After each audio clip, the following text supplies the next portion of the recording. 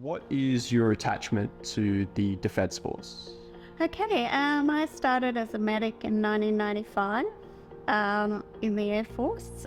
Before that, I guess I was influenced by my family. So my grandfather was in the British Army and he travelled all over the world. My mother was a nurse and my father was a detective and he was in the police force. So he was in uniform as well as out of uniform and ran.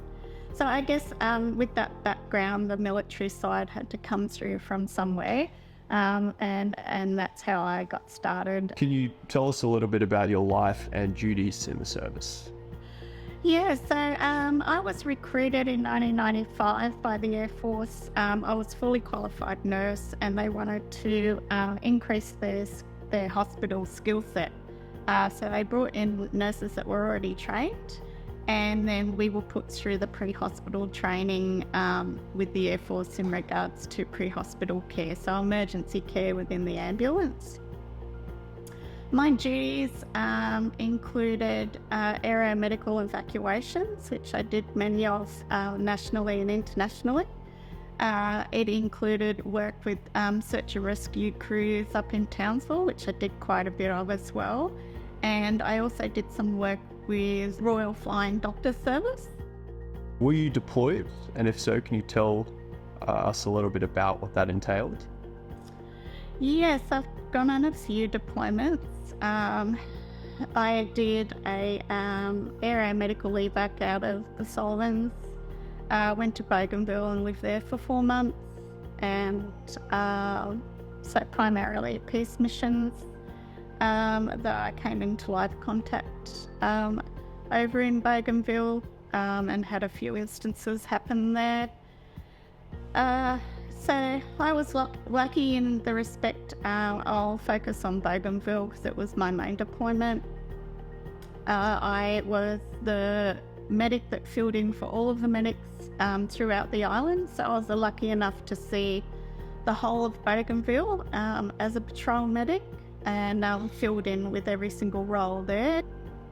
Yeah, from a humanitarian point of view, it fulfilled my need as a person. I'm a humanitarian at heart, always have been, so to be able to bring some services to an area that needed support health-wise was fulfilling for me. We went out into the jungle and some children would lose eyes simply because they'd have an eye infection and they couldn't have any antibiotic ointment. I've also dealt with older men out in the jungle that received injuries from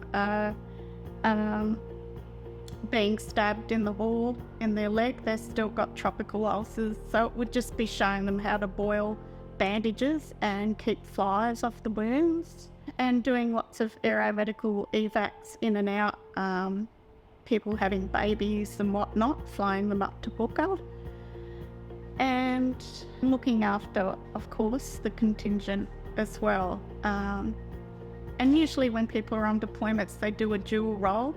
For me, I was the shopkeeper and I was the hairdresser. So there's some people walking around with some interesting haircuts whilst I was deployed. Why did you join SMEAC and what does it mean to you? SMEAC. I'm so proud of SMEAC and what the men have achieved here. They really work as a team.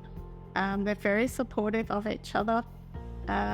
I think it's important to have a safe space for veterans to attend where they don't have to be anything or anyone, they can just be.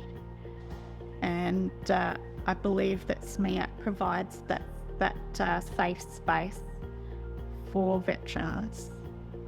What are your future expectations and dreams for SMEAC? For me, I'd like to see for SMEAC a one-stop shop for veterans in a relaxed, comfortable atmosphere. So medically, I would really love to see a hub that veterans can come along at any time, any day, to see a collective hub of medical professionals, including psychologists, doctor, EP, nurse, and just receive the healthcare that they need to receive with the background knowledge in regards to military care.